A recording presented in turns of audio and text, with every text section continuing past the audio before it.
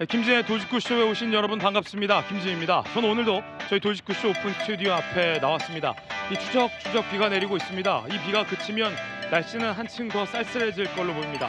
이럴 때일수록 감기 들지 않게 건강 조심하시기 바라겠습니다. 어제 윤 대통령과 한동훈 대표 간에 면담이 있었는데 한 대표는 할 말을 다 하고 나왔다라는 분위기입니다. 그런데 대통령의 반응을 묻는 기자들의 질문에 대해서 한 대표 측 관계자는 용산 대통령실에 가서 물어보라 라고 말을 아꼈습니다. 어제 분위기 어땠던 걸까요? 과연 윤 대통령의 답변은 뭐였을까요? 잠시 후에 저희 돌직구쇼에서 집중 분석해 보겠습니다. 전 비가 오나 눈이 오나 매일 아침 이곳에서 여러분을 기다리겠습니다. 김진의 돌직구쇼 지금 라이브로 시작합니다. 잠깐만요.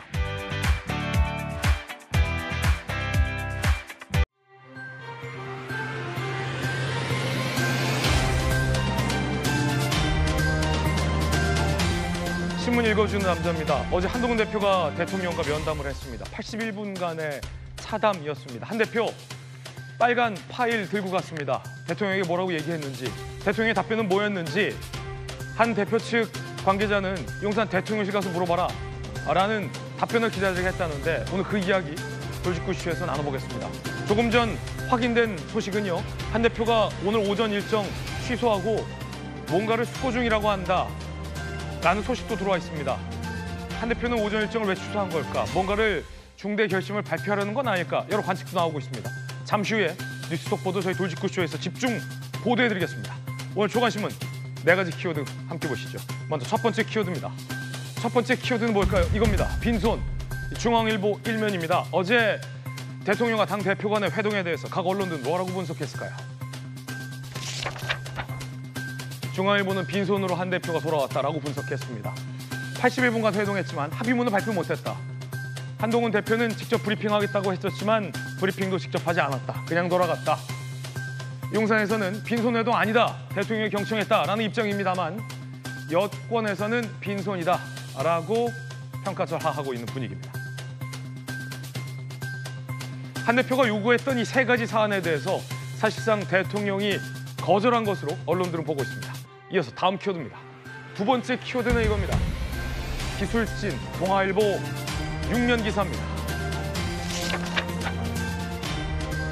미사일 기술진 파병한 북한, 러시아에 바라는 게 뭐냐와 관련해서 이런 분석이 나왔군요. 대기권 재진입 기술 달라. 대기권 재진입 기술 달라. 자, 만약에 러시아가 북한의 파병을 대가로 대기권 재진입 기술을 북한 손에 쥐어준다면 북한은 ICBM 미사일을 완성하게 된다. 라는 의미만큼 절대 러시아가 줘서는 안 되는 기술입니다. 잠시 후에 전문가와 함께 이야기 나눠보겠습니다. 이어서 다음 키워드입니다. 세 번째 키워드는 이겁니다. 삭발, 한국일보 신면입니다. 경찰의 날에 삭발한 경찰들 현장 못 믿는 수뇌부의 비통함을 느꼈다는 겁니다. 경찰관 인권 탄압 규탄 대회가 열렸고 경찰청 앞에서 20여 명이 단체 삭발식을 했습니다. 제79주년 경찰의 날인데 무기력하다라는 일선 경찰들의 항의였습니다. 이어서 다음 키워드입니다. 네 번째 키워드는 이겁니다. 75세 조선일보 1면입니다.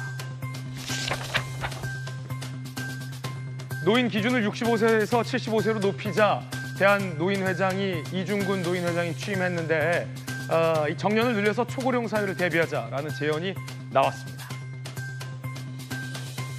사실 주변에 65세 분들을 보면 형님들 같습니다. 노인으로 보이지 않는데 과연 노인의 기준 연령이 상향될까요? 지금까지 신문 읽어준 남자였습니다.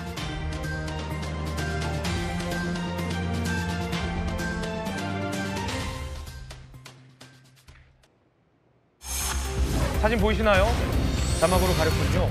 한 대표가 들고 간 빨간 파일 잠시 후에 저희가 다시 보내드리겠습니다. 빨간 파일 가져갔지만 81분 면담은 빈손이라는 얘기가 여권에서 나오고 있습니다.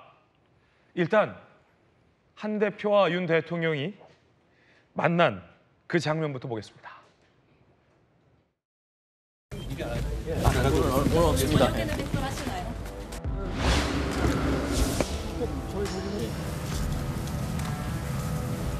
경찰 영웅이라는 게 몇십 년이 지나도 잊지 않는다는 걸 보여준 거지. 그래서 오늘 네 분을 이제 현양을 하는데 나도 사무총장하고 전화 통화를 하고 영국 외교부 장관이 이제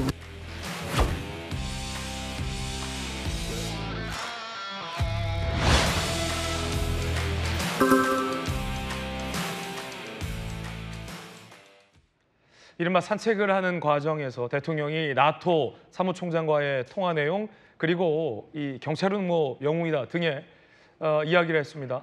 그런데 한동훈 대표가 들고 갔던 이 빨간 파일의 정체는 뭘까? 한 대표가 하고 싶은 말 다 하고 오겠다라고 밝혔는데 박정아 실장의 이야기를 들어보면 한 대표는 3가지 요구사항 다 대통령에게 전달했다라는 겁니다. 들어보시죠. 한동훈 대표는 오늘 대통령과의 회동에서 나빠지고 있는 민심과 여론 상황, 이에 따른 과감한 변화와 쇄신의 필요성, 두 번째 김 여사 이슈 해소와 관련해 앞서 밝힌 3가지 방안, 그리고 특별감찰관 임명의 진행 필요성, 세 번째 여야 의정 협의체에 조속한 출범 필요성을 말씀드렸습니다. 대통령께서는 어떤 답변 주셨는지. 제가 대통령 답변이나 반응을 말씀드리는 것은 적절치 않은 것 같아요. 용산에 취재하시는 게 맞을 것 같습니다. 해가 다 진 상황이라서 제가 대표 표정을 확인할 방법이 없었습니다. 박정아 비서실장이 굉장히 노련하게 답변을 했는데 아무리 해가 져도 대표의 표정은 확인할 수 있지요. 그런데 비서실장이 대표의 표정에 대해서 언급하지 않은 이유는 뭘까? 대통령의 답변에 대해서도 비서실장은 알 겁니다. 한 대표가 들었으니까요. 그런데 용산에 가서 취재해보라라고 말을 아낀 이유는 뭘까요? 많은 언론들에서 대통령의 답변, 한 대표의 요구 상세히 취재가 되고 있습니다. 그 내용 지금부터 보겠습니다. 한 대표가 3대 요구를 다 하고 왔다는 겁니다. 김 여사의 대외 활동을 중단해달라고 요구하자 윤 대통령의 이 답변이 이렇게 전해지고 있는데 이미 영부인의 활동은 자제하고 있다. 두 번째, 대통령실의 인적 쇄신을 요구하자 확인된 잘못이 없어서 지금은 때가 아니다. 세 번째, 영부인과 관련된 의혹 규명을 협조할 걸 요구하자 허무맹랑하다. 구체적인 의혹은 없다. 사실상 한 대표의 3가지 요구를 대통령이 다 거절한 것으로 보도가 나오고 있습니다.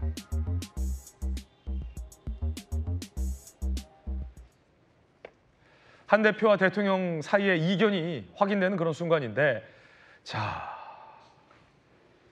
대변인 출신의 김유정 의원님, 박정아 비서실장도 얼마나 많은 대변인을 했습니까? 청와대 대변인, 그렇죠? 청와대 실장, 그리고 국회의원, 당수석 대변인, 이번에 당대표 비서실장, 제주도 부지사. 지금 대통령과 한 대표 사이의 이견 3가지를 확인했잖아요. 네. 박정아 비서실장이 용산에 가서 취재하시라. 한 대표 표정은 해가 져서 확인되지 않는다라고 말한 이유가 있었군요. 어두워서 잘 확인할 수 없었다라고 얘기했는데요. 표정이 어두웠겠죠. 표정이 어두운 거였다. 예. 어제 한동훈 대표가 빨간 파일을 들고 갔잖아요. 네네. 저는 그게 그 파일 안에 민심을 담아서 갔다고 생각합니다. 그런데 예전에 그 빨간펜 선생님 있잖아요. 빨간펜 선생님. 빨간 파일 대표인 셈인데 대통령이 그냥 면전에서 저는 거부했다고 생각하거든요. 그리고 그 3가지 요구 조건은 용산에서 만남 이전에도 이미 또 알려진 바도 있고, 그런데 그 마주 앉은 테이블의 배치도 그렇고 예. 그런 것들이 우린 급이 달라 이렇게 얘기하는 모습 같았어요. 지금 배치도가 이제 대통령이 앞에 앉으시고 예. 그 맞은편에 비서실장과 대표가 나란히 앉아 있죠. 예. 그러니까 이제 소위 그 독대라고 하는 것을 굳이 면담이라는 표현으로 하면 예. 대통령실의 위상이 좀 더 올라가는지는 모르겠어요. 근데 그 정진석 비서실장만 지금 배석을 한 셈인데 좀 원탁에서 이렇게 좀 삼자가 앉는 모습이라면 조금 더 낫지 않았을까 싶은데요. 당대표에 대한 예우를 저렇게 하면 대통령실의 권위가 더 높아지는 건지 잘 모르겠고요. 그리고 그 3가지 요구 사항이라고 해야 될까요? 뭐 말이 요구인데 사실 예. 건의 사항 같은 거고 민심을 가감 없이 전달했던 장면이라고 생각하는데 왜 그 빨간색일까를 두고 정치권에서도 궁금증이 많습니다. 빨간색. 뭐 당 색깔이니까요. 네. 저는 그냥 그 정도 생각하는데 파란색은 아니었잖아요. 예. 그러니까 빨간색 파일에 넣어가지고 간 혹시 뭐 이렇게 것은 비상 상황이다, 레드 팀의 레드, 혹은 뭐 경고 레드 카드의 의미 뭐 이런 것도 있을까요? 고려됐을까요? 검찰의 레드팀이 아무 소용 없었다는 거는 도이치모터 주가 조작 불기소 처분으로 다 드러난 셈이라서 레드팀의 의미보다는 저는 당의 색을 그렇군요. 당심 그리고 민심을 반영한 그런 색깔이라고 상징적인 의미가 있다고 생각하는데요. 저렇게 이런지하에 바로 묵살해버리고 또 그러고 나서 만찬 일정 때문이라고 하는데 그 만찬에 지금 아침 보도로는 추경호 원내대표가 참석을 했다는 거잖아요. 한 대표 보내고 추경 원내대표가 만찬. 예. 그래서 와 이거는 대표에 대해서 이제 빈손 지고 돌아왔다 이런 얘기 많이 하는데 빈손이 아니고 모멸감을 가득 안고 돌아왔다고 생각하고 모멸감을 한 대표가 가득 안았을 것이다. 왜냐하면은 저렇게 이제 파일에 그 민심을 전달하기 위해서 다 열심히 적어서 할 말 하겠다 이렇게 하고 각오를 다지면서 갔다는 거 아닙니까? 예. 그런데 대통령 보십시오. 펜 하나 종이 하나도 없이 그냥 앉으셔가지고 바로바로 그냥 하나 얘기하면 하나 받아치시고 이런 식으로 했다는 거 아닙니까? 그리고 정진석 비서실장은 핸드폰을 꺼내 들었던데 저는 이제 녹음하려고 했다고 생각해요. 뭐 사실 확인은 안 되고 있지만 그래서 그 정확하게 그 상황을 녹음에 담지 않았을까 제 추측은 그런데요. 그렇다면 박정환 비서실장도 가는 게 저는 의전상 맞다고 네. 생각하는데 당대표가 가서 저렇게 어렵게 저는 그 얘기를 꺼냈을 거라고 생각합니다. 공중전에서 이렇게 요구했던 거하고 대통령 면전에서도 그 거리를 고스란히 하는 거하고는 상당한 또 차이가 있는 거잖아요. 그런데 도착해서도 외교 일정이라고 합니다마는 24분인가 또 기다렸다고 하잖아요. 그것도 당대표에 대한 예우가 조금이라도 배려가 있었다면 이러이러한 일정으로 몇 분 정도 늦어지니까 어디로 모시고 도착하시면 안내하겠다. 예. 그 정도는 해야 저는 맞다고 봅니다. 그런데 당대표를 그냥 처음부터 마지막 순간 그리고 이후에 이어진 그 만찬 일정은 잡혀 있다라고 했기 때문에 1시간 정도 할 겁니다라고 했는데 그나마 80분이었다라고 마치 굉장히 더 시간이 늘어난 것처럼 얘기를 하는데 이후에 추경호 원내대표 만찬에 이르기까지 굉장한 모멸감을 줬다고 생각하고요. 그렇기 때문에 한동훈 대표가 일정 취소하고 심사숙고할 수밖에 없다라는 생각입니다. 예. 자, 조금 전에 들어온 소식 뉴스 속보 전해드리겠습니다. 한동훈 대표의 3대 요구에 대해서 대통령의 이견이 확인된 어제 면담. 한동훈 대표 오늘 오전 일정을 전격 취소했다라는 소식이 확인됐습니다. 어제 면담 끝나고 이 기자들에게 모습을 보이지 않고 바로 한 대표 귀가했는데 당초에는 토론회에 참석할 예정이었는데 한 대표가 오전 일정을 취소하고 무언가를 숙고 중인 것 같다라는 관측도 정치권에서 나오고 있습니다. 한 대표의 오전 일정 취소가 어제 이 대통령과의 면담 때문인지 여부도 지금 저희가 확인 중에 있습니다만 그럴 개연성이 상당히 높다라는 게 여권에서는 나오고 있는 반응입니다. 그렇다면 오전 일정을 취소하고 난 뒤 한 대표가 국민들 앞에서 어떤 이야기를 꺼낼지도 상당히 관심이 모아지고 있는 그런 대목입니다. 자, 다시 한번 한 대표가 요구했고 대통령은 뭐라고 답변을 했는지 면담 주요 내용 함께 보시겠습니다. 자, 이 두 분이 면담을 하고 합의문은 없었어요. 발표도 없었고 한 대표가 김 여사 대외활동 중단에 대해서 이미 자제하고 있지 않느냐, 대통령실 인적 쇄신하라는 요구에 대해서 확인된 잘못 없지 않느냐, 의혹 규명 절차 협조해달라는 요구에 대해서 허무맹랑하다, 의혹이 없지 않느냐라며 상당한 이견을 보였다. 그리고 한 대표는 지금 오전 일정을 취소했다. 그리고 당대표 비서실장은 용산에 가서 취재하라 라는 답변을 했다. 이영수 의원님, 네. 상당한 이견. 한 대표는 왜 오전 일정을 지금 취소했을까요? 글쎄요, 어제 만난 다음에 원래 이제 한동훈 대표가 직접 브리핑을 하기로 했었잖아요. 그런데 직접 브리핑이 이루어지지 않은 것은 아마도 본인이 원하는 답을 못 받았기 때문에 그런 것 같아요. 그래서 이제 그랬을 경우에 이제 앞으로 내가 어떻게 대응을 해야 될지 이제 그것에 대한 숙고를 하시는 것으로 보여집니다. 한동훈 대표가 사실은 그 대통령의 영부인과 관련된 문제를 대통령에게 이야기를 하는 그런 자리였잖아요.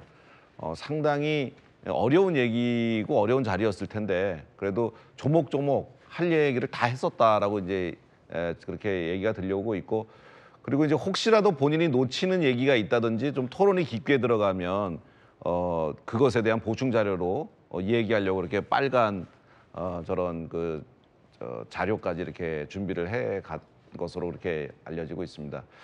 저는 그 두 분의 만남이 그렇게 완전히 폄훼되어서는 안 된다고 생각합니다. 뭐 여러 가지 뭐 의전이나 뭐 그다음에 식사를 왜 안 했느냐 이렇게 뭐 조목조목 세부적인 것까지 흠을 잡을 필요는 없을 것 같고 저 상황에서 진일보한 그런 상황으로 좀 나아가기를 바랄 뿐입니다.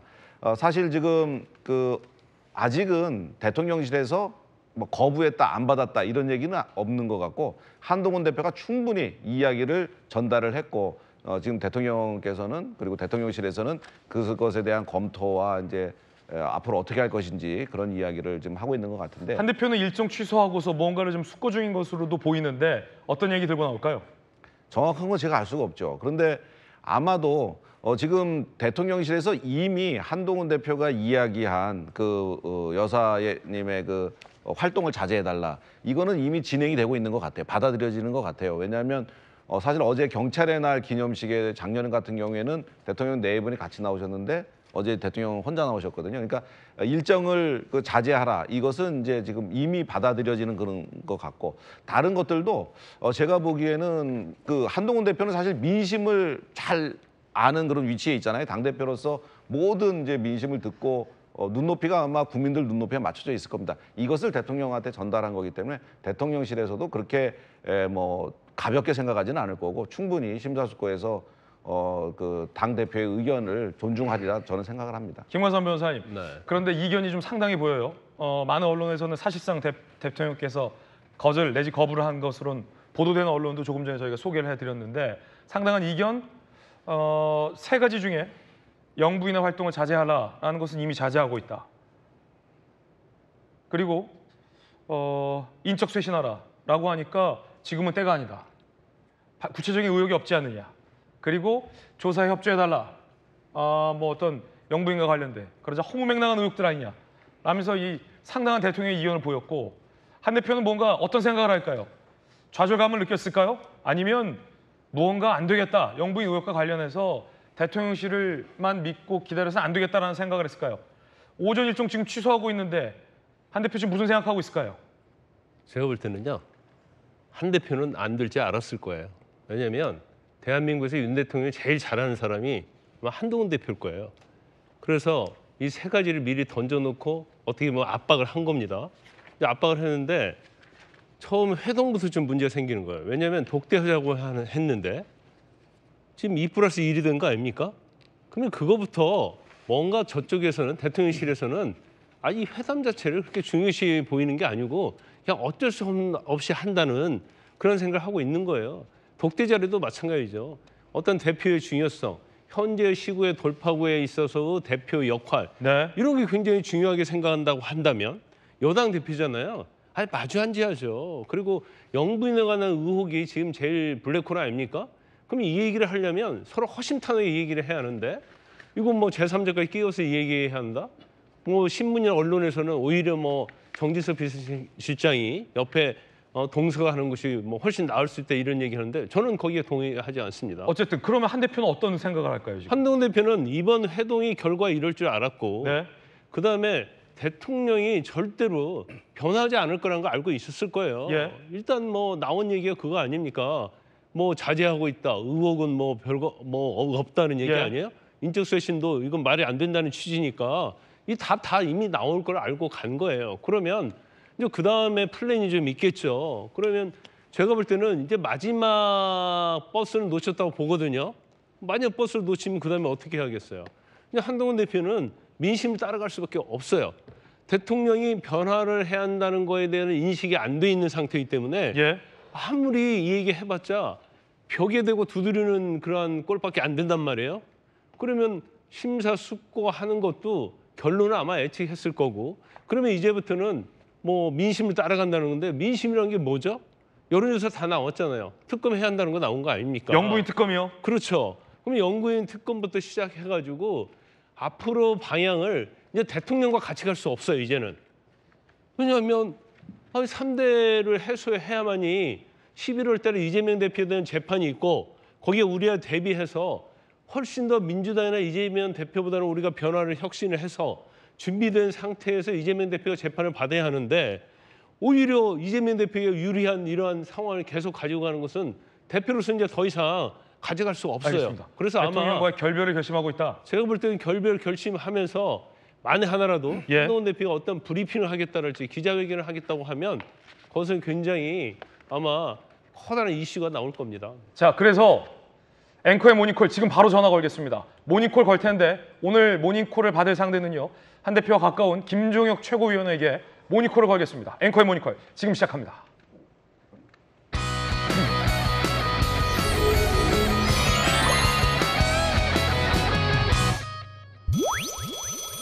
네, 오늘 앵커의 모닝콜은 김종혁 최고위원에게 걸겠습니다.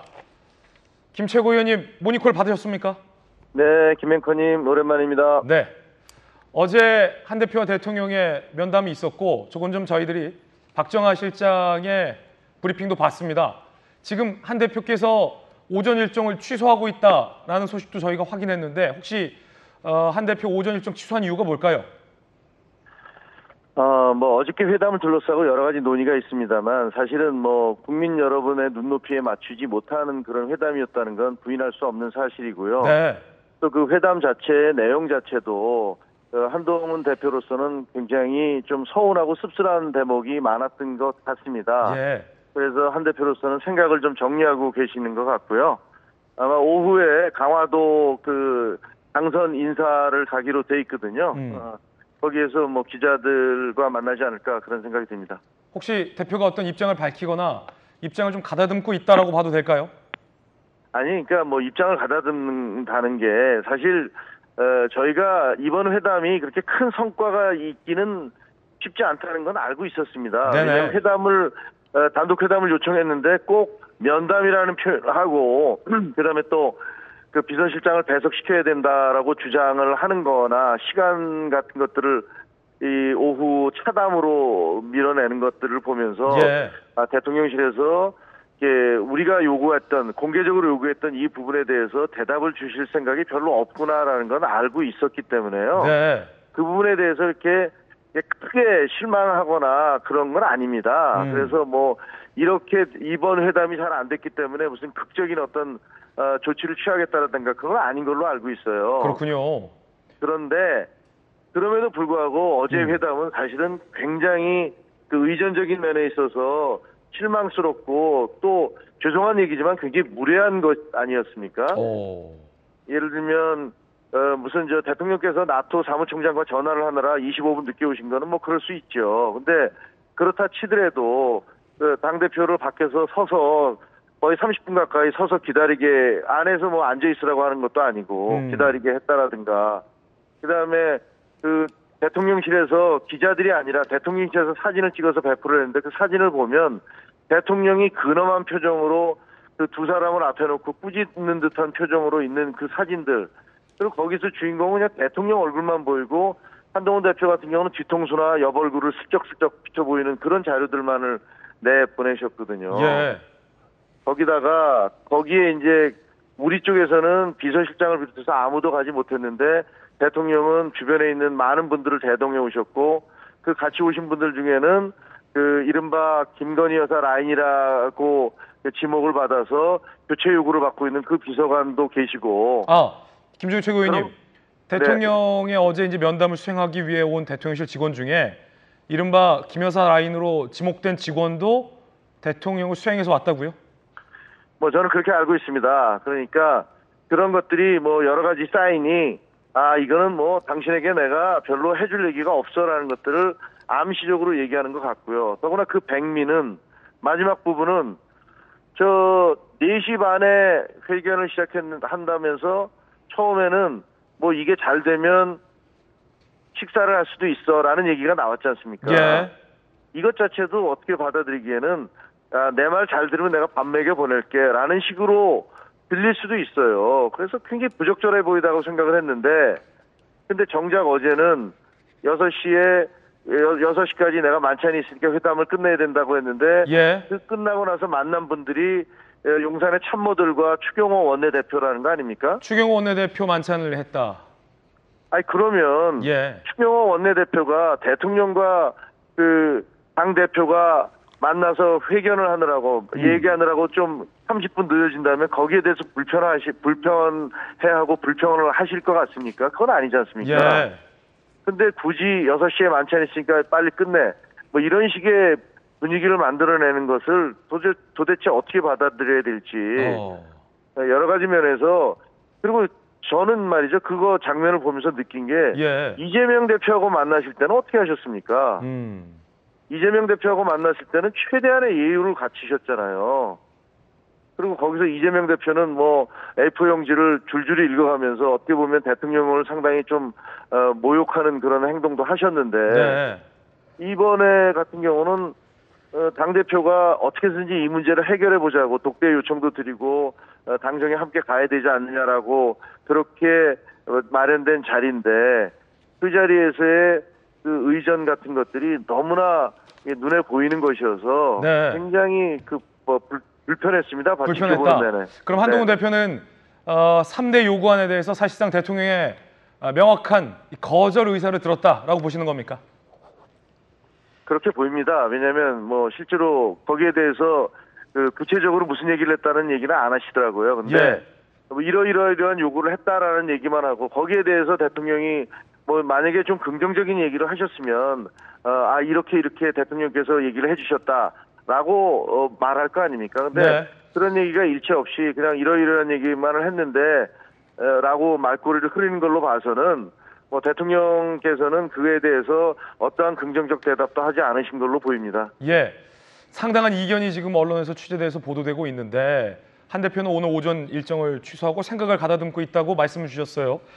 영부인 문제가 심각하다라고 당에서는 판단해서 대통령께 말씀을 드렸을 텐데 대통령의 생각은 당과 많이 다른 것을 지금 확인하고 오신 건데 그럼 앞으로 한동훈 대표나 이 여당 지도부에서는 영부인 이른바 의혹 내지는 리스크 관련해서 어떤 해법이 있을까요?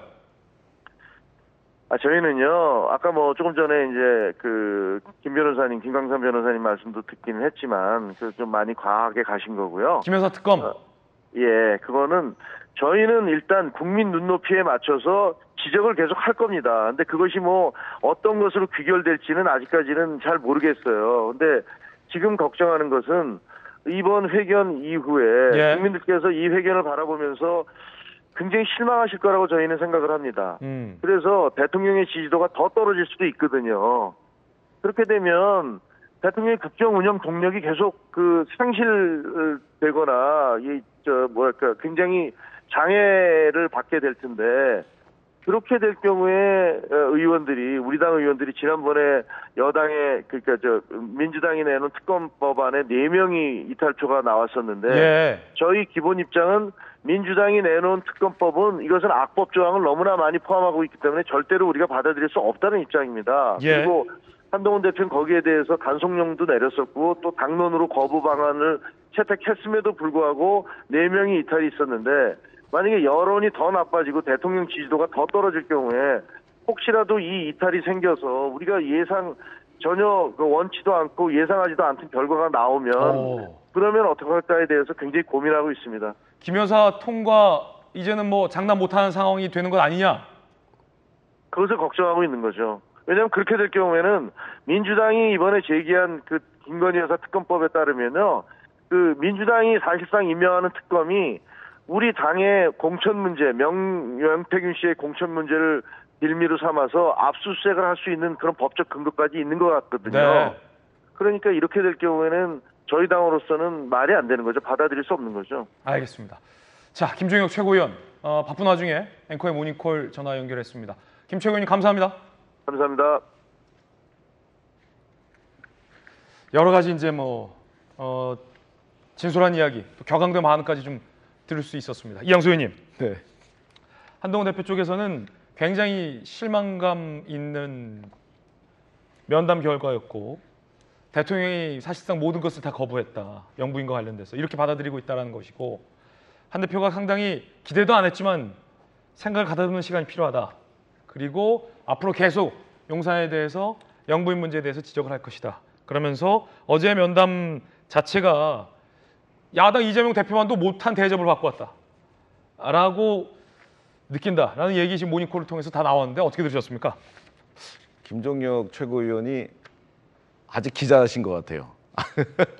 취재를 해서 아주 그냥 뭐 솔직담백하게 다 얘기하시는 것 같은데 본인의 이제 기분이라든가 이런 것도 좀 많이 섞여 있는 것 같아요. 한동훈 대표를 만나게 되면 좀 직접 얘기를 들었으면 좋겠고 대통령실에도 제가 뭐 아직 지금 얘기를 못 들어서 그러는데 좀 추가적으로 좀 얘기를 듣고서 판단해야 될 문제일 것 같고 김종혁 의원, 최고위원님의 말씀만 가지고는 좀 앞뒤가 좀 안 맞는 것들이 있어서 왜냐하면 대통령실에서는 이미 그 좀 자제하고 있다. 그리고 이미 자제하고 있다는 얘기는 앞으로 쭉 그 여사님의 그 일정이라든가 활동에 대해서 자제하겠다라고 하는 그런 말이나 다름이 없잖아요. 그런 거 있고 나머지 부분에 대해서도 확답을 하나도 주지 않은 것으로 알고 있거든요. 예. 그래서 이제 앞으로 이제 이것이 또 말로 뭐 하겠다 안 하겠다 이게 중요한 게 아니고 물론 말이라고 하나씩 각오기 때문에 중요하죠. 그런데 그 이후에 행동도 굉장히 중요하지 않습니까? 그래서 이거는 앞으로 이제 용산에서 나오는 그 말과 그리고 행동을 보고서 판단할 문제다. 저는 그 한동훈 대표가 민심을 최대한으로 전달을 했기 때문에 용산에서도 한동훈 대표의 그 말을 어느 정도 좀 수용 가능한 것들은 수용을 하고 그리고 지금 용산과 그 한동훈 대표의 이 사이가 대통령과 이제 한동훈 대표와의 사이가 이게 적대적 관계가 아니거든요. 공생 관계입니다. 예, 그 두 분이 다 잘 돼야 되는 거죠. 지금 사실 한동훈 대표가 이렇게 자꾸 고언을 하고 뭐 얘기를 하는 것도 사실은 잘 되자고 하는 이야기지 뭐 같이 망하자고 하는 얘기가 아니거든요. 그리고 용산에서도 그 뜻을 당연히 이해하고 있기 때문에 저는 앞으로도 보다 국민 눈도 맞는 전향적인 그런 말과 행동들이 나올 것이다라고 기대하고 있습니다. 대통령실도 아예 거절하는 게 아니라 여지는 있다. 여러분 어떻게 생각하십니까? 보도에 따르면 윤 대통령이 좋은 브리핑을 당부했지만 한 대표가 브리핑 안 하고 귀가했다. 이런 보도도 나왔습니다. 좋은 시간이었다. 유익한 만남이었다. 브리핑 관련해서도 좋은 브리핑을 당부했다라는 건데 한 대표가 바로 귀가하고 박정아 비서실장은 어두워서 표정을 못 봤다라는 브리핑, 뉴트럴한 브리핑, 중립적인 브리핑이 나왔어요. 조기현 변호사님, 좋은 브리핑을 당부했다라는 보도도 나왔는데 한 대표가 그냥 귀가했다. 이게 어떤 의미일까요? 글쎄요, 뭐 대통령도 저 말씀하시면서 실제 저걸 기대하고 얘기했을까요?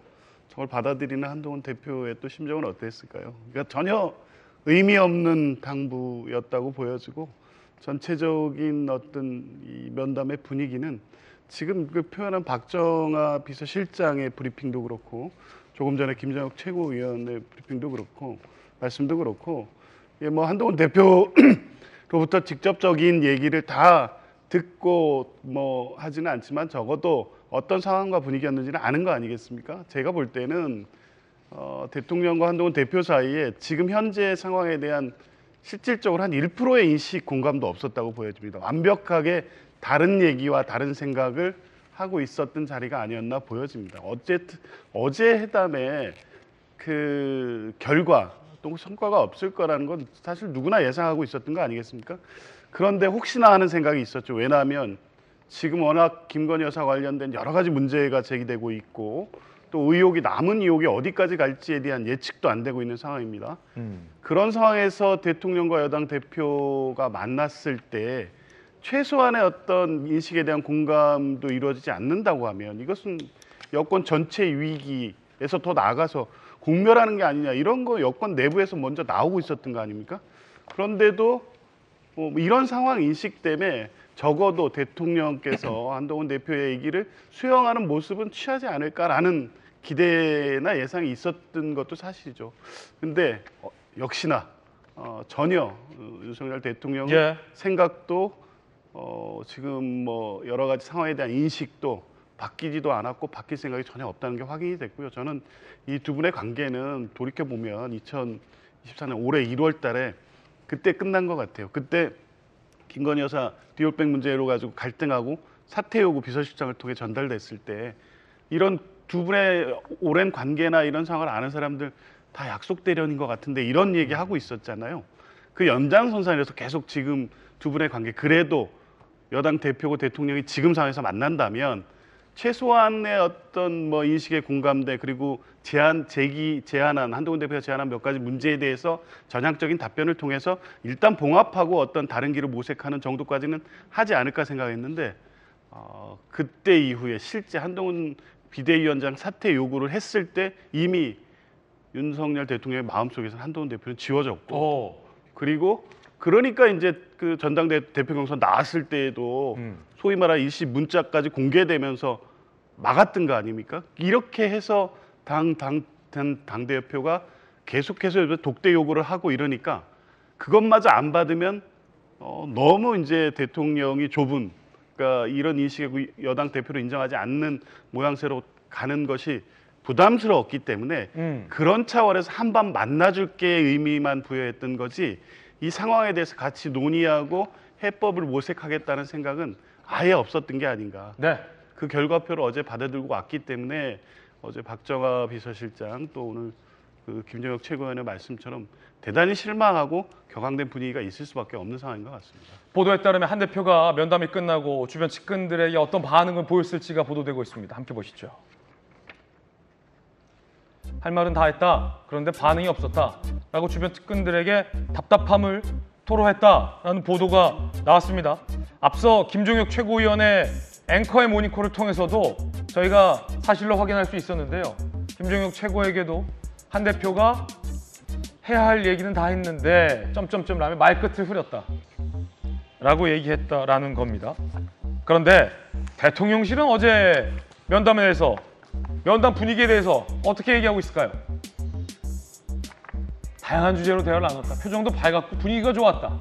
아, 우리 한 대표라는 표현을 대통령이 썼다는 점. 아이스 아메리카노와 제로 콜라가 있었다는 점 등등. 분위기 좋았다. 표정 좋았다. 라고 전하고 있습니다. 분위기가 좋았다는데 20분 지연한 거, 3대 요구에 대해서 대통령의 이견을 보인 거, 서면 브리핑 등 관련 공식 입장이 없다는 거, 그리고 추경호 원내대표의 만찬 때문에 한 대표와의 면담이 끝났다는 거 등등등등. 조금 전 한 대표 측에서는 여러 가지 문제를 제기했습니다. 그중에 이 자리 배치를 두고도 뒷말이 무성합니다. 함께 보시죠. 친한계 집권 당대표에 대한 합당한 대우가 아니다. 조금 전 우리 김종혁 최고위원을 통해서도 이 얘기 확인했죠. 사실상 한동훈 대표를 대화의 상대자로 보지 않는 대통령의 태도를 보여준 장면이다 라는 뒷말이 언론 보도를 통해 나옵니다. 조금 전 저희 도직구쇼에서도 한 대표 측의 입장을 직접 들었습니다. 자, 뭐 과거 차담회와 비교해 보면 이런 차이점도 있었다라는 겁니다. 김유정 의원님께서 아까 이 자리 배치에 대해서도 살짝 언급해 주셨고 과거 청와대에서도 계시고 당에서도 계셨으니까 살짝 이 어색하긴 해요. 대통령이 있고 딱 앞에 한 대표 비서실장을 배치하는 것. 통상적으로는 대통령 측에 이렇게 좀 한 걸음 뒤나 조금 멀찌감치 비서실장이 배석을 하거나 그거에 어색하면 원 테이블에서 네.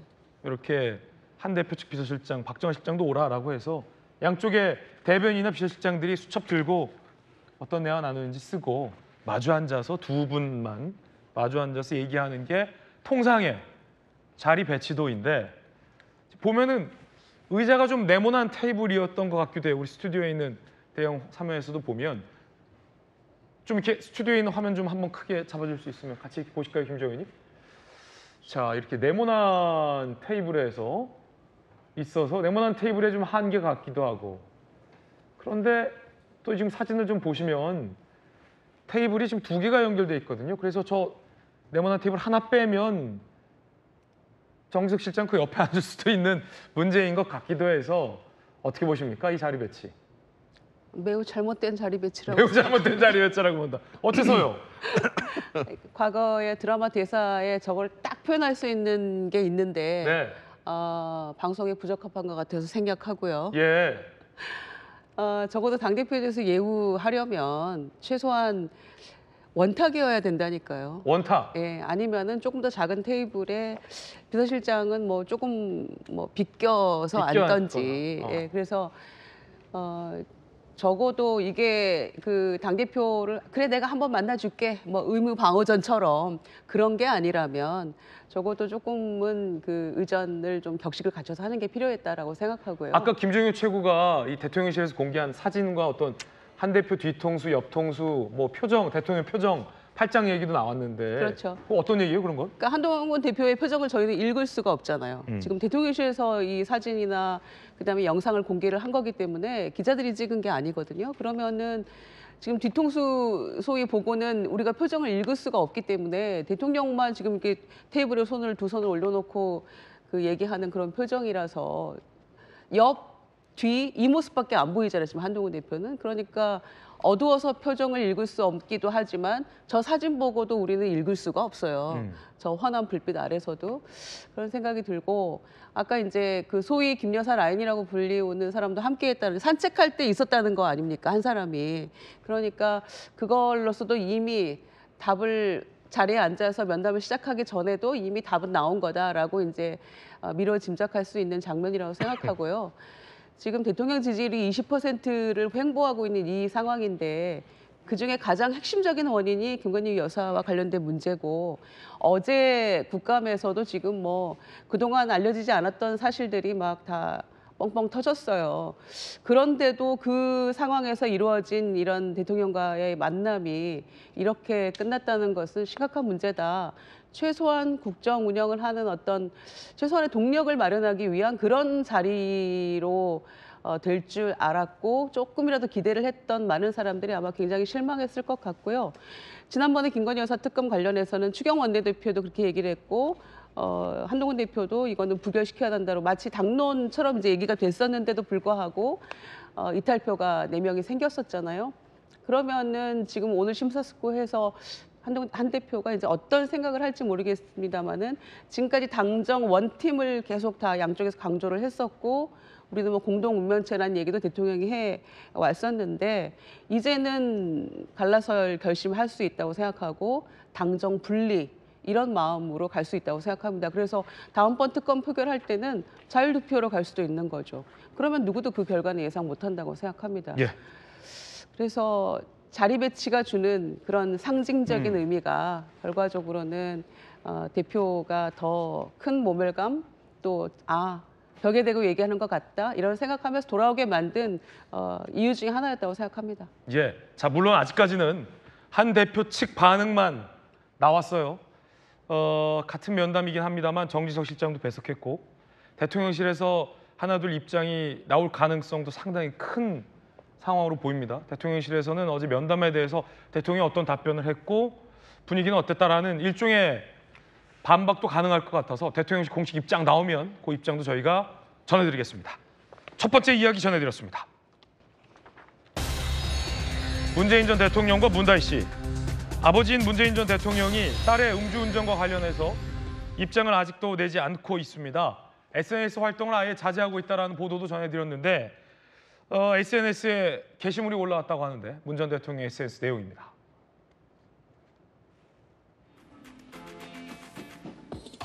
인품은 학교에서 배운 지식으로 채워지지 않습니다. 라며 김장하 선생 이야기를 올렸습니다. 김광삼 변호사님. 인품은 학교에서 배운 지식으로 채워지지 않는다라는 글을 올렸는데 문다희 씨 관련된 입장은 아니군요. 아니 좀 인품은 학교에서 배운 지식으로 채워지지 않는다. 저건 좀 관련성이 있다는 생각이 언뜻 들기도 해요. 무슨 말이에요? 지금 음주운전했잖아요. 예. 그리고 지금 공익숙박업소 등록하지 않고 또 불법이다 이런 얘기가 나오고 있기 때문에 그 그 음주운전 하지 말라고 또 그렇지 않고 이제 공인수법서 등록하지 말라고 이런 것은 학교에서 배운다랄지 예. 그 인품을 가르치지는 않거든요. 네. 그래서 저게 전혀 관계가 없다고 이렇게 얘기할 수도 있지만 그냥 전체적으로 이제 관계가 없는 거예요. 그러면 제가 문재인 전 대통령도 지금 밖에서 어떤 일이 나고 세상의 민심이 어떤 것인가를 좀 잘 모르고 있다 그런 생각이 들어요. 차라리 SNS에 안 올리든지 올리려고 하면 저기에 뭐 한두 줄이라도 뭐 사과의 말씀을 올리는 게 맞아요? 맞지 않나요? 예. 그 일부 친문 측에서 하는 얘기가 문다혜 씨는 성인이기 때문에 그 대통령이 그걸 전 대통령 왈가왈부할 게 아니다 이런 얘기를 하고 있는데 그게 일반 사람이라면 맞죠. 근데 일반 사람도 마찬가지예요. 제가 있는데 우리 성인인 아들이 나가서 음주운전하고 뭐 범법행위했어요? 그러면 주위 사람들 알게 되면 미안한 거 아닙니까? 그러면 참 미안하게 됐다고 얘기할 수 있는 건데 예. 전 대통령이고 대통령 딸이 그렇게 음주운전하고 사고를 내가지고 지금 세상이 시끄럽잖아요. 그러면 거기에 대해서는 한 말씀 좀 해야 하는데 아마 성인이기 때문에 나하고는 상관이 없다는 생각을 하고 있는 건지 저걸 내가 사과할 그런 뭐 입장이 아니다는 건지 그건 모르겠어요. 그렇지만 좀 약간 퇴직하고 나서 세상과 좀 동떨어져서 살고 계신 게 아닌가 저는 그런 생각이 듭니다. 예. 뭐 수사와 관련된 새로운 국면들이 참 많잖아요. 예를 들어서 이제 문재인 전 대통령이 임명했던 이상직 전 의원 중진공이사장으로 그분이 문재인 전 대통령의 전 사위 문다혜 씨의 전 남편을 타 이스타젯에 이른바 특혜 채용한 것 아니냐라는 의혹, 그리고 문다혜 씨가 태국에 이사했을 때 이사했을 때 거주 중일 때 국내로 보냈던 돈을 이른바 환치기 업자를 통해서 송금했다라는 의혹, 관련된 자금 출처 의혹, 음주운전 문제, 거기에 최근엔 제주에 문다혜 씨가 소유하고 있는 주택을 미등록 불법 임대업으로 활용했다라는 것 아니냐라는 의혹, 상당한 의혹들이 많은데 문 전 대통령의 글은 인품은 학교 지식으로 못 채운다라는 글이 올라왔어요. 이양수 의원님. 제가 보기에는 문재인 대통령이 자중을 하시는 게 좋을 것 같습니다. 네. 왜냐하면 지금 따님이 상당히 큰 무리를 일으켰고 지금 수사 대상에도 올라와 있고 또 본인도 수사 대상이 될지도 모르는 이런 상황에서 자꾸 이렇게 활동을 하는 것이 국민들 눈높이에 맞지 않다고 생각하거든요. 사실 지난 총선 때 저희 당이 더 어려워질 수 있었는데 부산에서 상당히 선전을 한 이유가 문재인 대통령이 나와서 선거 유세를 다니면서 선거운동을 도와줬기 때문이다라는 얘기가 있거든요. 부산 쪽에? 예, 사실 우리나라 국민들은 전직 대통령이 이제 권력에서 물러났으면 그 또 현 대통령이 있으니까 현 권력이 있으니까 또 자중해 주시고 자제해 주시는 거. 그러니까 현 정권을 잘못을 지적하는 것과 또 별개로 전 정권에 계셨던 분들도 자중하고 자해하시는 것이 국민 눈높이에 맞다 이렇게 생각하시는 것 같아요.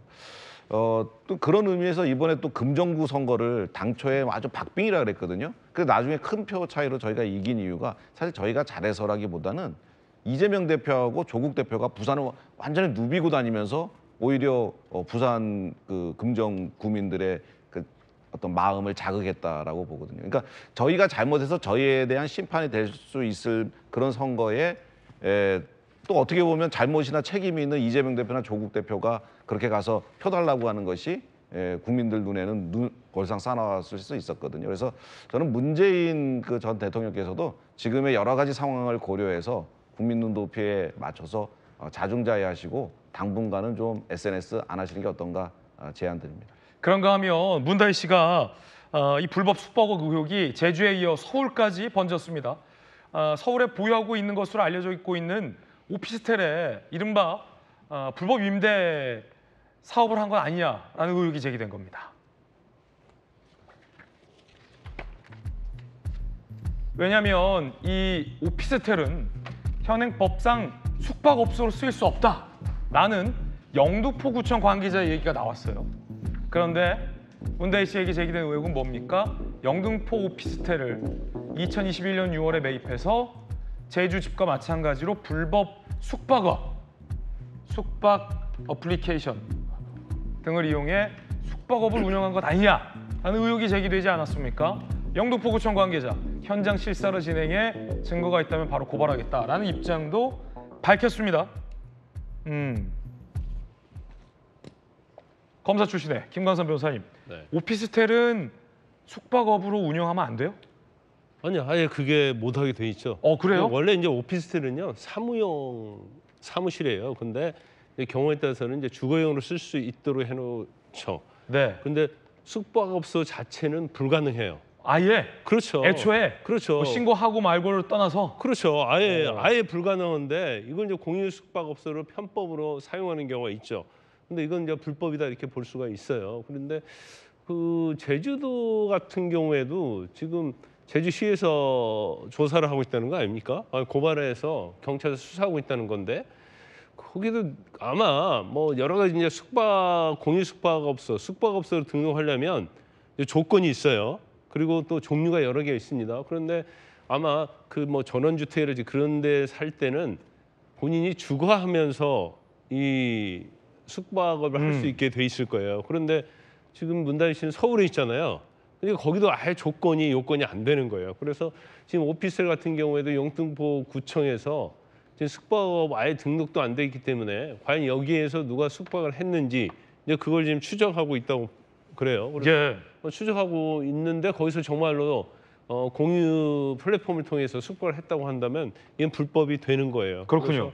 아마 사안은 뭐 과태료 사안 정도 되지 않을까 싶은데 뭐 전 대통령의 딸로서 참 이게 어떻게 보면 행동을 굉장히 조심하고 삼가해야 하거든요. 그래서 뭐 사실 운전하면서도 되도록이면 신호위반도 않고 그런 다른 사람부터 어떻게 보면 그 도덕성의 기준이 우리 국민이 생각하는 기준은 좀 훨씬 높거든요.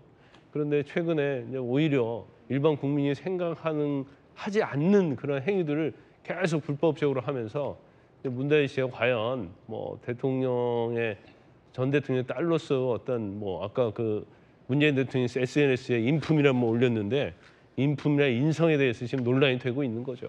김정은 의원님. 네. 이게 사실은 준법 의식인데 인품이라기보다는 준법 의식 아니겠습니까? 만약에 영등포구청 관계자 얘기대로 실사를 해서 만약에 불법 공유 숙박업으로 오피스텔을 운영하고 제주에는 신고도 하지 않고 또 숙박업을 운영했다면 앞서 이제 음주운전했던 것과 마찬가지로 대통령의 딸이 준법 의식에 관련된 논란이 좀 예상됩니다. 그렇죠. 오피스텔을 만약에 그런 숙박업소처럼 했다면 공중위생법 위반이 되는 건데 제주도도 마찬가지고요. 그게 이제 사실로 밝혀진다면 다 법 위반이 되는 것이기 때문에 우선은 대통령의 뭐 전직 대통령 딸의 위치 이런 걸 떠나서도 그냥 한 사람이 국민으로서도 이런 불법을 저지르면 안 되는 거 아니겠습니까? 그렇죠. 음주운전도 마찬가지고요. 예. 그러니까 누구에게나 그 법은 공평하게 기준을 적용해야 된다고 생각하기 때문에 그냥 법대로 적용하면 되는 거라고 생각합니다. 다만 저는 문재인 대통령이 이제 10월 2일 날 SNS 글 올린 이후 굉장히 오랜만에 글을 올리셨는데 그 따님인 문다희 씨가 이제 불혹의 나이이긴 하지만 그래도 과거에 문재인 대통령이 이 음주운전에 대해서 언급하시는 우리가 그런 얘기를 하면서 많은 아쉬움을 느낀 게 사실 아니겠습니까? 그래서 그 부분에 대해서 조금 한 줄이라도 언급을 해주셨으면 어땠을까? 죄송하다. 네. 그렇지 않습니까? 그러니까 남의 지금 그 김장하 선생이라는 분이 이제 그 베품의 삶을 살았다. 그러면서 중학교 졸업하신 분이 이제 그렇게 살았던 삶의 일대기를 어느 이제 기자 출신 작가가 이제 이렇게 책을 쓴 것 같아요. 거기에 대한 이제 책 소개를 하신 건데 취지도 좋습니다. 그런데 그 전에 앞서서 좀 굉장히 사회적 논란이 되고 이슈가 됐잖아요. 심지어는 이제 경찰 출석하면서도 우산을 누가 들었니 이런 얘기까지 하고 있는 게 이른바 우산 의전 논란. 그렇죠. 국민들이 그렇게까지 세세하게 다 들여다보고 있는 그런 이슈인데 한두 줄 뭔가 그 메시지를 남겨주셨다면 좋았겠다라는 굉장한 아쉬움, 안타까움 이런 마음이 동시에 듭니다. 예, 뜨거운 소식 함께하고 있습니다. 미국 대선이 정말 얼마 남지 않았습니다. 그 가운데 트럼프 후보가 맥도날드에서 감자를 튀겼다고 합니다. 함께 보시죠.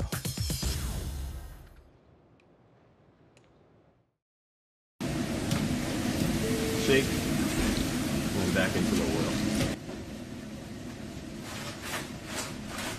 How are you? What a good-looking family. That's great. Thank you, man. She specifically worked at the French fry, where they make the French fries, and she talked about the heat. It was so tough. She never worked at McDonald's. In other words, she's lying Kamala. 해리스 카멜라가 맥도날드에서 알바를 했다는 건 거짓말이다 라면서 이른바 알바챔을 트럼프 후보가 했습니다. 해리스 후보는요, 스티비 원더가 생일 축하 노래를 불러줬다고 합니다. 들어보시죠. Kamala. Happy birthday to you. Happy birthday to you. What kind of country do we want to live in? A country of chaos, fear, and hate, or a country of freedom, compassion, and justice? Let us answer, not just through our words, but through our action and with our votes. 미국의 정치 전문 매체들이 과연 2주 앞으로 다가온 미국 대선을 어떻게 예측하고 있을까요? 함께 보시겠습니다. 미국 대선의 승리 확률을 트럼프 후보의 52%, 해리스 후보를 48%로 두고 있다는 미 정치 전문 매체 더 힐의 자체 예측 결과도 보도되고 있는 상황입니다. 자, 그 전까지는 사실 해리스의 승리를 예측해 왔었는데 미 대선 2주 앞으로 다가온 이 시점에 이게 크로스가 된 측면이 있습니다. 앞으로 2주가 남았으니 또 어떻게 변할지 모르는 상황 조금 더 지켜보겠습니다. 그 가운데 강혜웅 씨가 김 여사 공천 관련된 주장을 꺼내들었는데요. 그거부터 들어보겠습니다.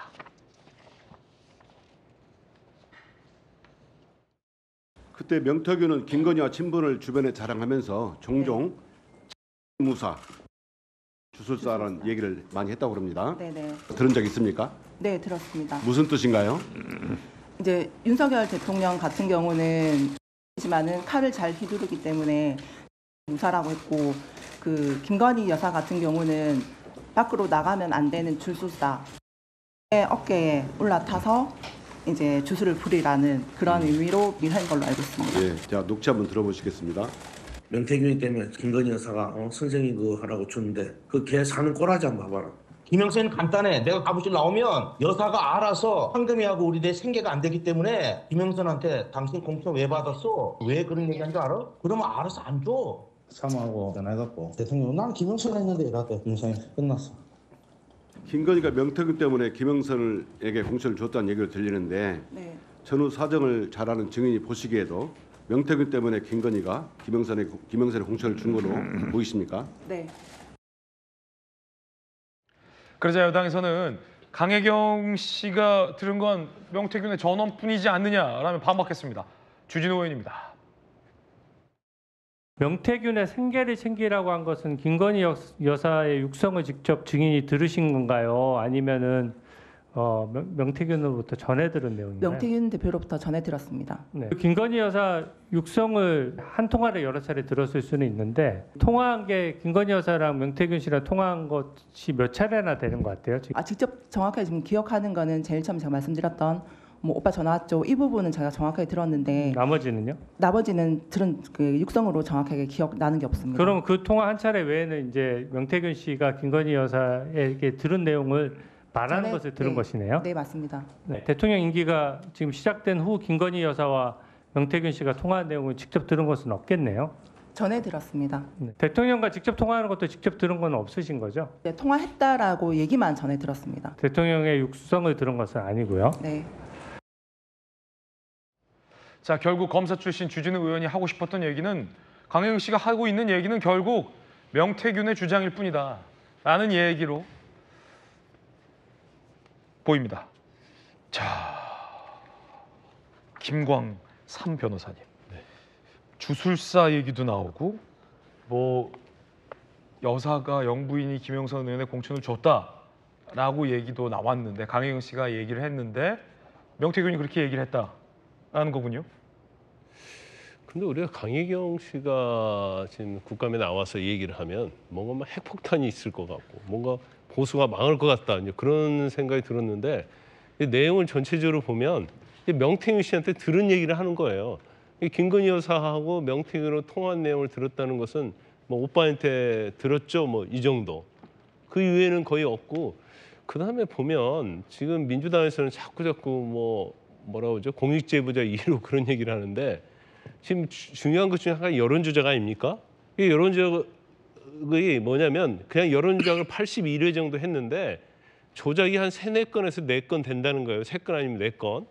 근데 그 조작 자체를 대통령이나 대통령 측근이 시켜서 한 것이 아니고 명태균이 그냥 자체로 지시를 해서 했다는 거예요.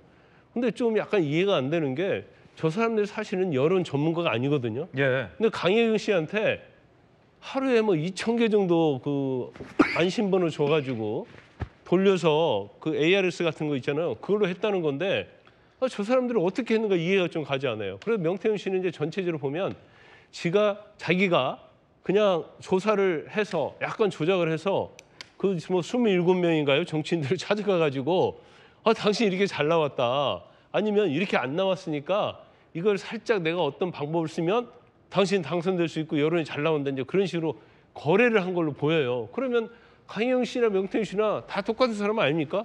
더군다나 돈을 주고받고 하는 데 있어서도 다 강혜경 씨에 다 심부름을 했어요. 예. 그래서 명태균이 됐건 강혜경이 됐건 어떤 진술의 신빙성에 있어서는 우리가 신뢰하기는 굉장히 힘든 측면이 있다. 저는 그렇게 봅니다. 강혜경 씨는 여론 조작 대가로 공천을 주었다라고 주장하고 있습니다만 그걸 뒷받침할 만한 뭐 별다른 정황이나 증거 같은 건 하나도 공개된 바 없다라는 김관삼 변호사님의 의견. 조기현 변호사님은 어떻게 보십니까? 저는 뭐 전체적으로 강혜경 씨의 어제 국감 진술의 신빙성이 꽤 크다고 보여지고요. 명태균이 얘기하는 것은 지금 그 어제 강혜경 씨 진술도 그렇고요. 여론조사 조작은 여러 가지 문제 중에 하나일 뿐이고 실제 가장 중요한 본질은 명태균과 김건희 여사 대통령과 대선 전부터의 관계에서 시작된 공천 개입, 국정 개입 의혹입니다. 그리고 관련된 내용들을 명태균 씨가 대통령실과 일종의 밀당을 하면서 하나씩 공개하면서 자신의 신변 보호를 지금 하고 있는 상황 아닙니까?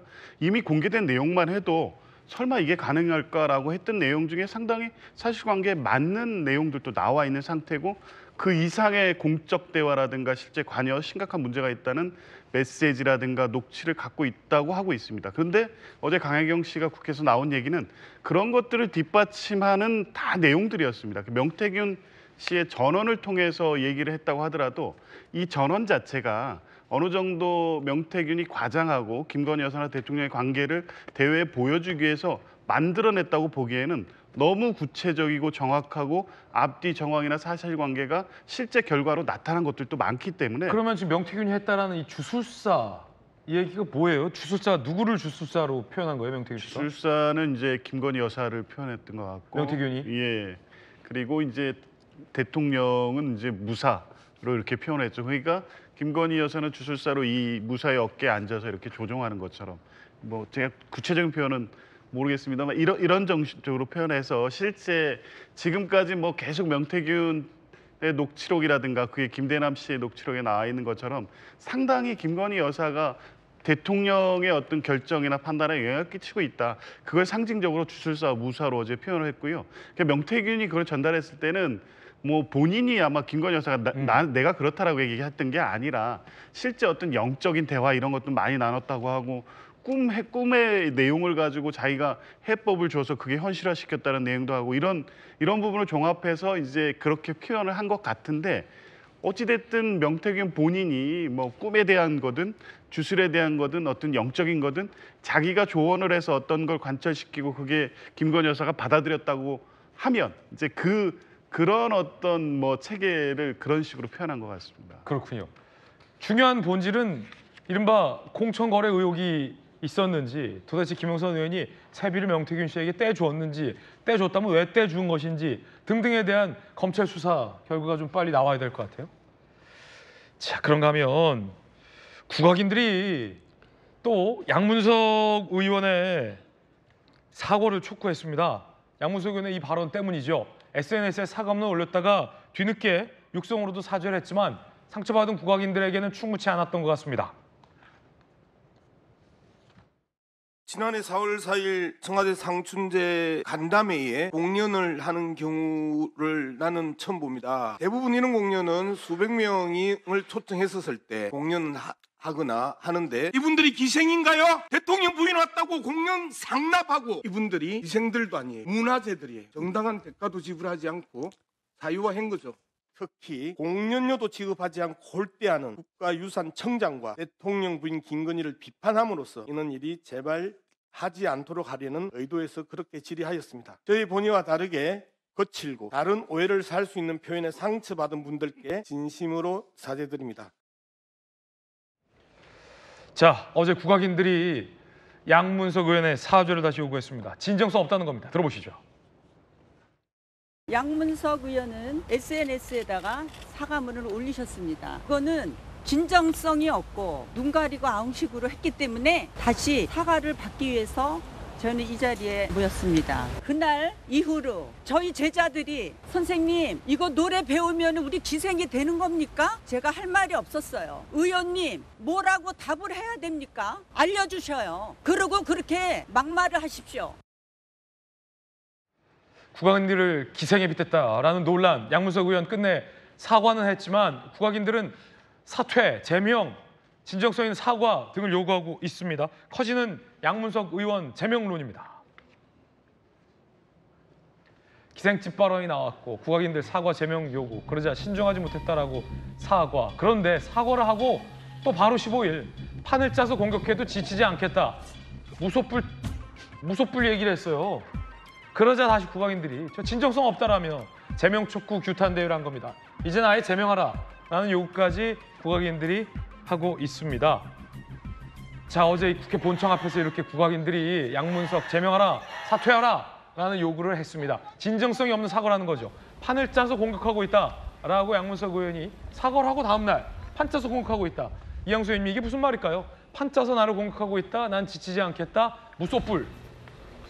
그 사과가 진정성이 전혀 없고 자기는 잘못한 거 하나도 없는데 이렇게 판을 짜서 여러 세력들이 계획을 해서 작전 짜서 군사작전하듯이 자기를 공격한다. 이렇게 지금 받아들이고 있는 거거든요. 그러니까 저분은 정상적으로 사고를 하는 그런 분이 아닌 것 같아요. 왜냐하면 그 멀쩡한 그 문화예술인한테 기생이라고 표현을 했으면 이 국감장이니까 저게 법적 처벌은 안 받거든요. 네. 그러니까 사과를 하라는 건데 사과를 마지못해 했었으면 좀 가만히 좀 있던지 저렇게 또 자극하는 발언을 해서 저렇게 또 모이게 하셨는데 공격 탄압에 지치지 않겠다.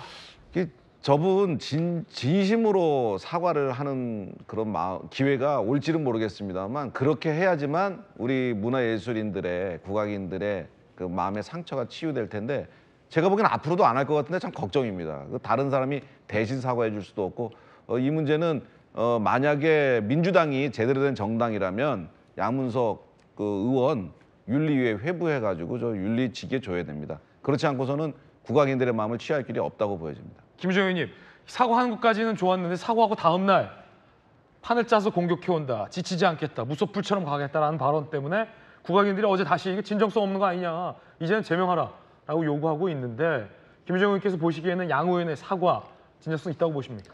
근데 이제 이 국악 공연이 이게 본말이 좀 전도된 그런 것처럼 보이긴 합니다. KTV에서 마련한 자리였고 무관중 공연이라고 했었는데 나중에 알고 보니 김건희 여사와 뭐 비서진들이 가서 봤다는 거 아닙니까? 양 의원이 사실 그걸 지적하려고 했는데 그렇죠. 기생예가 나온 거예요. 그렇죠. 그러니까 그렇게 국악인들의 정당한 대우, 대가도 이렇게 치르지 않고 그렇게 공연을 보고 이러는 것들에 대해서 정당하게 대우해야 된다라는 얘기를 하려다가 그리고 이제 무관중 공연인데 왜 여사가 가서 그걸 받느냐라는 것부터 그것도 상당히 논란이 심각하거든요. 서로 누가 지금 진실 게임으로 가고 있는 양상도 보이고 있었기 때문에 문제는 심각한데 그 얘기를 하려는 취지였는데 엉뚱한 얘기가 나와버린 거죠. 사실 특혜 공연 의혹을 지적하려는 것과 양 의원의 기생집 발언은 연관성도 없어요, 사실은. 그렇죠. 그래서 저는 잘못한 거는 그냥 거두절미하고 사과해야 한다고 저는 생각하거든요. 네. 그러니까 이유를 달면 안 돼요. 죄송한 건 그냥 무조건 죄송한 겁니다. 그래서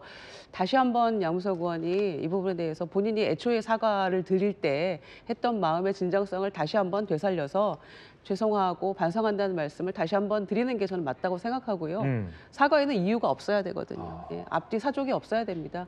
그래야 진정성 있는 사과처럼 느껴지거든요. 그러니까 받는 분들이 그걸 정말 사과하는구나, 정말 미안한 마음을 우리에게 가지고 있구나라고 느껴져야 되는 게 저는 그게 사과라고 생각하거든요. 그러니까 당초에 이 얘기를 꺼냈던 취지가 어떠했다 하더라도 이 국악인들과 이제 이 무형문화재 이분들이 굉장히 상처를 받은 게 사실이고 그래서 그거에 대해서는 다시 한번 저는 사과를 드리는 게 맞다라고 생각합니다. 뭐 제 말씀을 수용할지는 모르겠습니다만. 김정은 의원님의 돌직구였습니다. 사과에는 사족이 없어야 된다. 명언이군요. 그런가 하면 어제 국감에서 야당 의원들이 이 여당의 장동혁 의원의 편을 들어주는 이른바 진풍경이 있었습니다. 왜일까요? 그 장면 보시죠.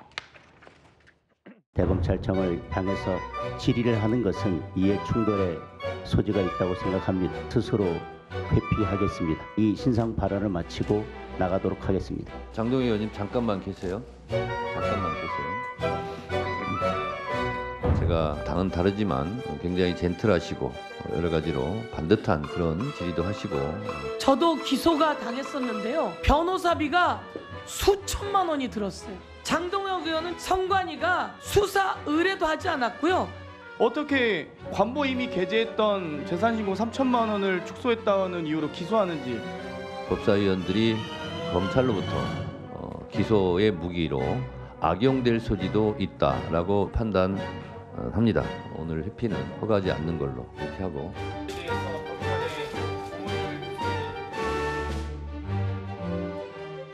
나중에 알고 봤더니 야당 내에도 이른바 이해충돌 소지가 있는 의원들이 상당히 많은 건 아니냐.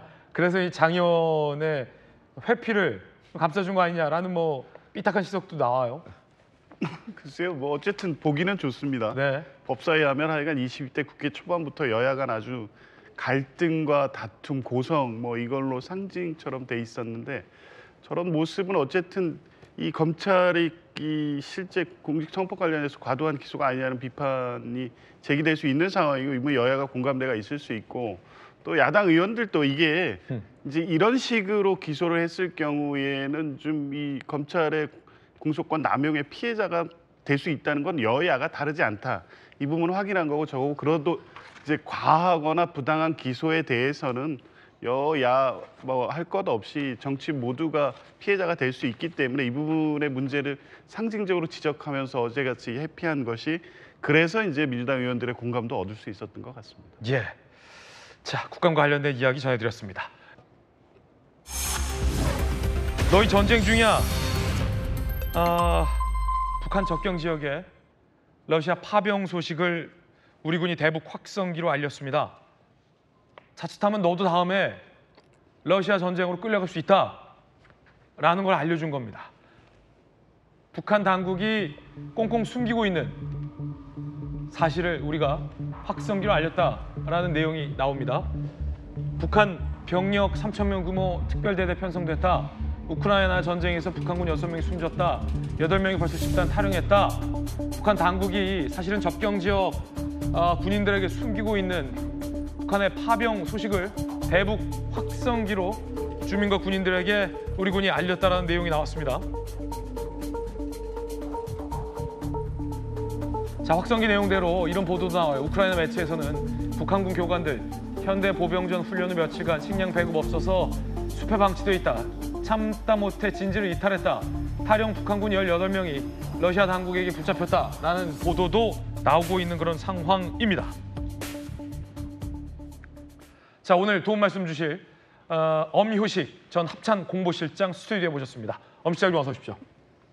지금 밤사이에 들어온 소식인데 북한이요 유엔 총회에 북한 외무부 대표가 참석을 해서 러시아 파병설은 근거 없는 얘기다라고 발뺌을 했어요.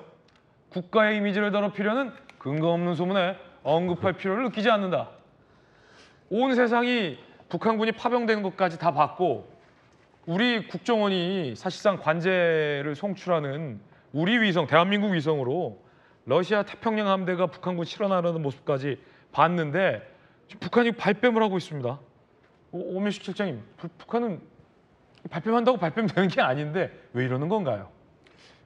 아마 북한 입장에서는 기존의 사례를 보게 되면 우리 정부가 북한의 어떤 군사적 동향에 대해서 발표를 하게 되면 즉각적으로 부인하거나 또는 우리한테 입에 담을 수 없는 욕설과 같은 입장을 냈지 않습니까? 네네. 근데 이미 굉장히 여러 날이 지났음에도 불구하고 일체 언급이 없고 그다음에 유엔에 있는 북한 대사는 전혀 사실이 아니다라고 부인을 했고 러시아 같은 경우도 어제 보면 자기들은 잘 모른다라고 이제 입장을 냈지 않습니까? 아마 북한 입장에서는 또 러시아 입장에서는 북한군의 러시아 파병을 당분간은 계속 공개하지 말자라고 결정을 한 것 같고 아마 이것이 보다 구체적인 증거로서 언급되기 전까지는 아마 북한은 계속 또 러시아와 함께 저러한 태세를 유지할 것으로 보입니다. 유엔 총회에 참석한 북한의 대표단이 본국에 계속 입장을 물었을 것 아닙니까? 유엔 총회 가야 되는데 이거 인정해요 말아요. 그러면은 북한 당국에서는 절대로 인정하지 말고 발뺌 마라라는 이른바 지시가 내려갔을 가능성이 크다라는 건데 왜 그런 판단을 했을까요? 세상 사람들 다 아는 사실을. 그만큼 북한의 전투병들이 러시아에 파병됐다는 것이 굉장히 중요한 함의를 담고 있기 때문에 네. 북한도 쉽사리 인정하지 못하는 것이고 반대로 러시아 입장에서도 러시아가 아닌 다른 나라의 군대가 러시아에 들어왔다는 것은 또 반대쪽으로 보면 우크라이나의 제3국 예를 들어 나토 군대가 들어올 수 있는 명분도 되지 않습니까? 예, 그렇기 때문에 매우 심각한 상황이라고 봐서 아마 당분간은 계속 저렇게 부인하는 전략으로 나갈 것으로 예상이 됩니다. 그러면 애초에 러시아와 북한은 몰래 좀 파병을 하려 했었을지도 모르겠군요. 왜냐하면 급조된 신분증을 나눠준다든가 아니면 뭐 러시아 여단 내에 있는 몽골군 부대로 위장하려 한다든가 러시아 군복을 나눠준다든가라는 것이 몰래 파병을 해서 참전시키려고 했었는데 그게 하필 대한민국 정부에 의해서 세상에 공개됐다. 그래서 아직은 발뺌하는 것으로 보인다. 이렇게 좀 해석이 되고 있는데 주민들과 이 접경 지역을 지키는 군인들에게도 북한 당국이 쉬쉬하고 있는 것으로 아직까지 보이는데 확성기를 통해서 우리가 지금 다 알려주고 있다면서요. 이건 어떤 심리전입니까? 네, 맞습니다. 북한 당국이 북한 주민들에게 또는 북한 군인들에게 이 사실을 설명하지 않은 상태에서 우리 군이 대북 확성기 방송으로 북한군의 러시아 파병 사실을 전선 지역에 있는 군인들에게 방송을 했습니다. 저런 방송을 들었을 때 북한군의 입장에서 어떤 생각이 들었을까? 일단은 놀라겠죠 보면. 예. 아니 우리 같은 뭐 그들 북한군 입장에서는 전우들인데 우리 전우들이 우리가 전혀 모르는 사이에서 러시아로 파병을 갔단 말인가? 그리고 북한 내에서도 아마 러시아 우크라이나 전쟁이 얼마나 참혹한지 이런 실상에 대해서는 많이 들었을 텐데 아니 그런 데 가서 북한군이 희생당할 수 있구나라는 그런 어떤 불안감도 있을 수 있고 또 한편으로는 잘 준비되지 않은 상태에서 러시아에 가서 희생당하는 것이 북한군 수뇌부 김정은에 대한 어떤 약간의 배신감도 느낄 수가 있거든요. 그럴 수 있겠군요. 그래서 북한군 내부적으로 저러한 방송이 알려지게 되면 굉장히 내부에서 혼란이 일어날 것으로 생각이 됩니다. 반대로 우리나라 같은 경우에도 우리 대한민국 국민이 모르는 사이에 또는 군인들이 모르는 사이에 만약 우리나라 군인이 뭐 러시아 우크라이나 지역에 파병됐다고 만약에 몰래 했다면 얼마나 국민적 반발이 많겠습니까? 마찬가지다. 네. 북한 군들이 접경 지역을 지키는 북한 군들이 느끼는 감정 훨씬 더 크겠군요. 자, 그런가 하면 우크라이나의 군인 몇 명이 한글로 이런 글을 올리고 있다는 보도도 나왔습니다. 북한은 가장 전투력이 강한 부대를 우크라이나 전쟁에 보냈다. 인위적으로 만들어진 분단을 영원히 끝낼 수 있는 대한민국의 기회다. 핵버튼을 가진 이웃으로부터 동아시아 전체가 안전하게 보호할 수 있는 기회다. 그러니까 우크라이나 군 입장에서는 어떻게든 대한민국이 좀 관여해 주기를 도와주기를 지금 바라는 건데 한글로 우크라이나 군이 분단을 끝낼 수 있는 기회다라는 글을 올렸다는데 자, 엄혜식 전 실장님께서 어떻게 보십니까? 최근 북한군의 러시아 파병 관련한 어떤 정보의 소스는 대부분 우크라이나로부터 나오지 않습니까? 우크라이나는 이미 약 3년 가까운 전쟁을 치르고 있는데 여러 가지 여건이 병력 측면이나 또는 무기체계 측면에서 굉장히 여러 가지 어려움을 겪고 있습니다. 우크라이나에서는 어떻게든 주변국, 뭐 나토를 비롯한 우방국들의 도움이 절대적으로 필요한 시기인데 저렇게 북한군이 러시아에 파병했다는 것을 계기로 해서 나토국뿐만이 아니라 우리 대한민국이 조금 더 군사적인 지원을 적극적으로 해주기를 바라는 마음이 저러한 글에 포함되어 있다고 보겠습니다. 우리 군이 이른바 군사 요원을 우크라이나 현지에 파견할 수도 있다라는 가능성과 관련된 보도도 나오는데 국방부 대변인 이야기 들어보시죠. 북한이 러시아의 침략 전쟁에 가담한 것은 유엔 결의 위반이며 국제사회로부터 비난받아야 할 불법적 행위입니다. 또한 우리 국가 안보와 국민의 안전을 심각하게 위협하는 행위입니다. 북한의 행태를 엄중히 규탄하고 즉각 중단할 것을 강력히 경고합니다. 우리 군은 국민의 안전을 지키기 위한 필요한 조치들을 강구해 갈 것입니다. 합참실장으로 계시던 엄혜식 실장님, 지금 기자들 질문에 여러 가능성 열어뒀다. 국방부 관계자 이렇게도 얘기했는데 우리 군사 요원을 현재 지원하는 방안도 검토가 될 수 있는 거예요? 아마 우리 군에서 굉장히 정밀한 고민을 하고 있을 텐데요. 아마 우리 스스로 아마 레드라인을 설정했을 것 같습니다. 이 선까지 만약에 북한과 러시아가 군사적 행동을 하게 된다면 우리도 기존과는 달리 기존에는 이제 비살상 무기 주로 이제 뭐 전투를 지원할 수 있는 물자류만 우크라이나에 지원을 했지 않습니까?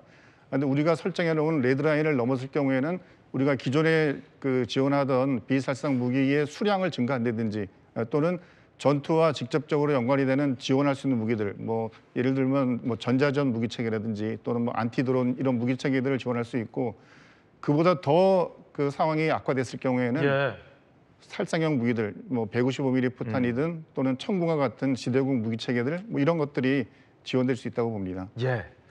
자, 지금 들어온 소식입니다. 저희 채널A가 대통령실 고위 관계자에게 취재한 내용입니다. 대통령실 고위 관계자에 따르면 어제 한동훈 대표와의 면담은 차분하고 원만하게 면담이 진행됐다라고 밝혔고요. 당초부터 입장을 낼 계획은 없었다라고 밝혔습니다. 인적 쇄신 요구에 문제 있으면 반드시 정리하겠다라고 대통령은 답변을 했다라고 밝혔고요. 김 여사는 이미 대외 활동을 자제하고 있다라고 대통령이 답변했다라고 밝혔습니다. 특히 명태균 문제 있다고 판단해 단호히 잘랐다라고 대통령이 한 대표에게 직접 설명해줬다라고도 밝혔습니다. 대통령실의 어떤 기류, 한 대표 측과는 상당히 다릅니다. 전해드렸습니다. 오늘 저희가 준비한 소식 모두 다 전해드렸습니다. 잠시 후에는 아래의 계정에서 김진의 더 라방이 시작됩니다. 오늘 못다한 이야기 김진의 더 라방에서 토크 이어가겠습니다. 많은 관심 부탁드립니다. 오늘 하루는 분명 어제보다 나을 겁니다. 좋은 하루 되십시오. 고맙습니다.